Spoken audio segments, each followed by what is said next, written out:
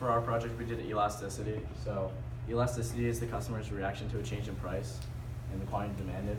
So an example, perfectly inelastic, the demand slope is almost vertical or vertical. And that basically means that as the price changes, the quantity demanded doesn't change very much.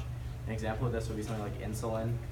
No matter what the price is, people will still need it at a similar quantity. So the quantity demanded won't change much. For perfectly elastic, it's a horizontal line, like this.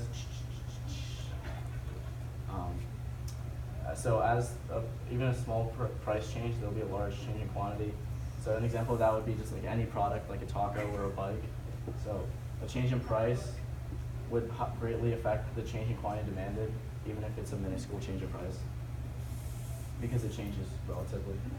So if this is the market equilibrium for price and quantity, that's where it is unit elastic. Above it is inelastic, and below is the elastic range. So to calculate elasticity, you use the elasticity. You find the elasticity coefficient, and so to find the elasticity coefficient, you find the percent change in quantity demanded divided by the percent change in price. And if it's greater than 1, it's elastic. If it's less than 1, it's inelastic. And if it's equal to 1, it's unit elastic. So that's how to find it exactly. A quicker way to do it would just be looking at the characteristics of the product and seeing if they line up with the characteristics of an elastic or elastic good. So the characteristics of an inelastic good is there's few or no substitutes, it's a necessity, it's inexpensive, and as the price goes up, the total revenue goes up, like an I. And if the price goes down, the total revenue goes down, like an I. And then for an elastic good, there's many substitutes, it's a luxury, it's expensive, and as the price goes up, the total revenue goes down.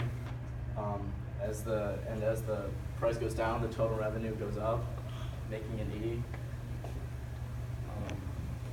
Come over here.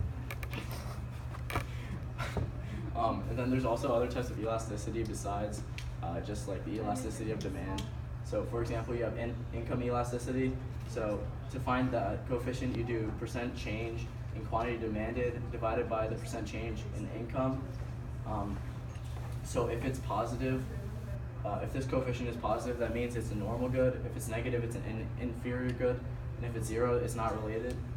So basically, as your income goes up, you'll purchase more of you'll demand more of a product or less, and so that's when inferior goods come in because it's negative. So as you have more wealth, you actually buy less of a product, so that'd be something that's like cheap and you only need if you can't afford things like ramen noodles, for example.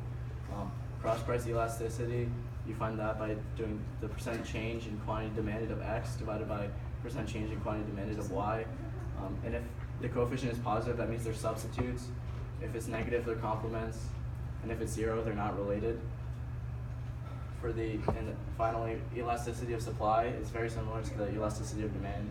You take the percent change in quantity supplied divided by the percent change in price. And if it's greater than 1, it's also elastic. If it's less than 1, it's inelastic. And if it's equal to 1, it's unit elastic.